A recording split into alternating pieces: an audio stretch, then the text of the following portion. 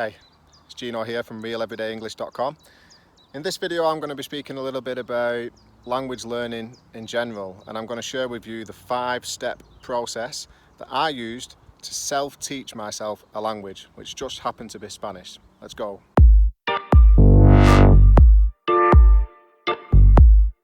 So if you've stumbled across this video, you're obviously thinking about starting to learn a language. And one of the most common things that people say to me when they find out I can speak another language is, oh, I'd love to learn a language. I'd love to do that. Well, what's stopping you? I'm not being funny, but other languages aren't stood around town trying to drum up business. Hey, anyone here want to become bilingual?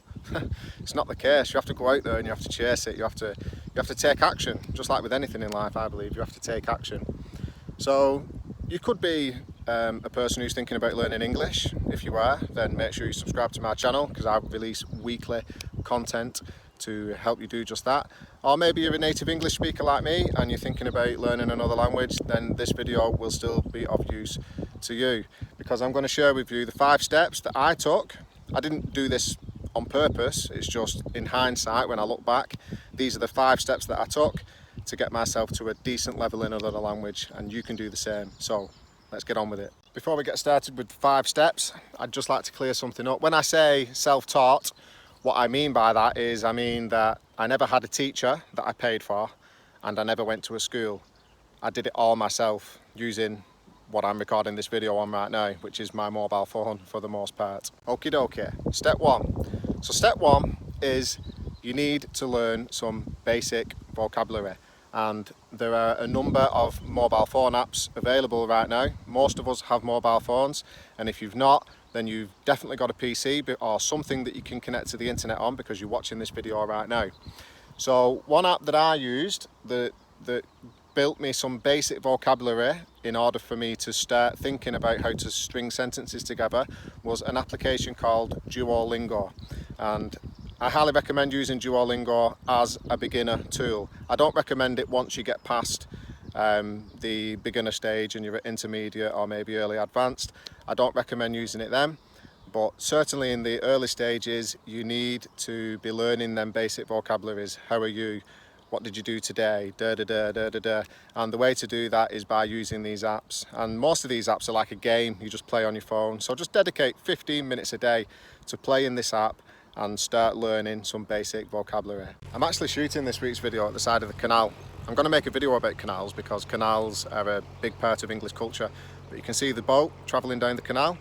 We call that a canal barge. That's what we call a boat that travels on the canal. Okay, so step 2. So now you've got these little apps on your phone and you're learning some basic vocabulary. You're doing these games for 10-15 minutes a day, whatever you can dedicate yourself to. I know people are busy these days, but it's still possible. So step number 2 is exposure to the language. And to do this, basically, all you need to do is to start listening and watching programs or radio stations or podcasts in your target language. And as I said in the beginning of this video, it's never been easier to do than right now. People have got internet, they've got Netflix, you've got YouTube, which is a brilliant way of just exposing yourself to other languages and other cultures. So yeah, so step 1 is you need to start learning basic vocabulary. Step 2 is exposure to the language by listening and seeing. One thing I used to do was I used to watch Netflix programs in Spanish with the subtitles in Spanish as well, because then I'm hearing the word, I'm seeing the word written, and I'm seeing the context. Although later on, as my Spanish level started to increase, at that point I dropped the subtitles in Spanish. So now when I watch things in Spanish, I just watch them without the subtitles, because what was happening was I was too busy reading the subtitles and I felt like my ears were being lazy. So when I wanted to start focusing more on my listening, I stopped using the subtitles and I just listen. And now when I watch Spanish, I just listen. Okay, now we move on to step 3.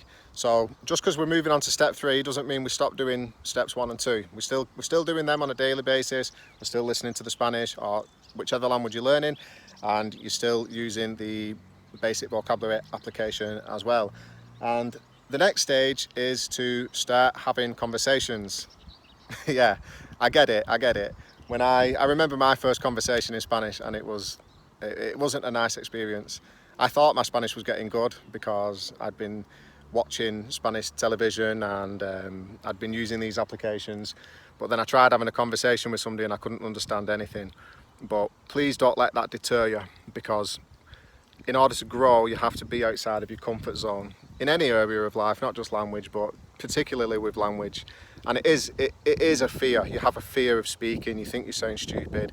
Don't worry, it's completely normal, and you just need to get through it. Just bite the bullet and get through it. But as I said time and time again in this video, it's never been easier than it is right now to do this.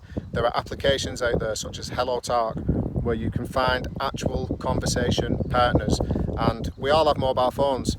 You can have this little box and you can see your friend's face and you can speak to them and you can teach each other languages. The only thing is with using apps like HelloTalk is that it's very much a two-way street.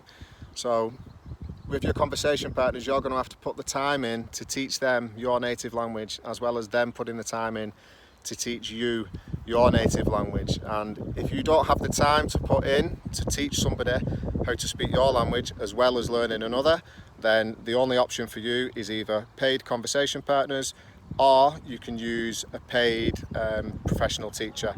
If you want to book English speaking lessons with me, then hit the link below and you can do that. Okay, we're really getting onto it now, getting into it should I say. And step number 4 is to begin to study the grammar principles of your target language.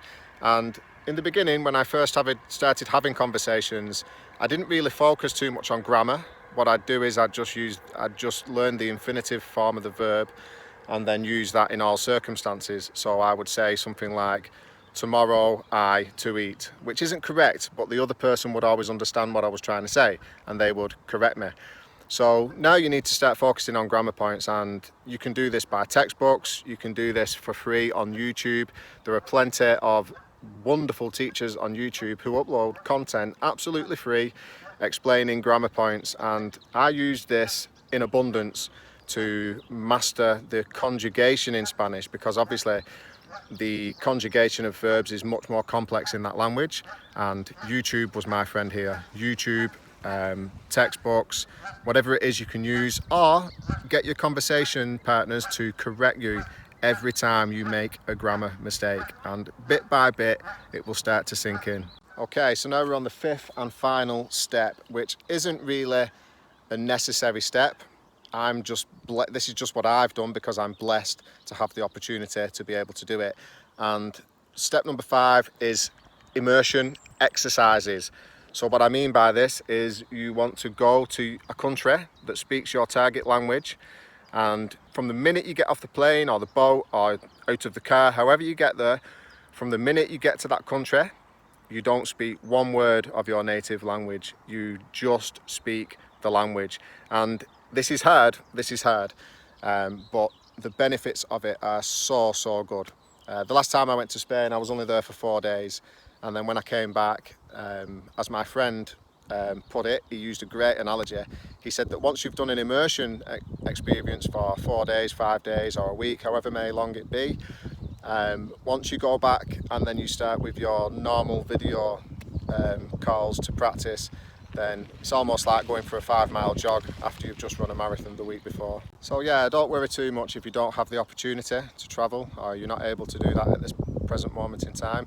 You can still get to a very good level by using the previous 4 steps. It's just that in my heart, I think that immersion experiences are wonderful for it's like a crash course. It just takes your level just that bit higher. I have a friend from Mexico who came to England for 6 months, and before she came her English was very basic, and in 6 months she went home and her English is now advanced in 6 months. It's incredible.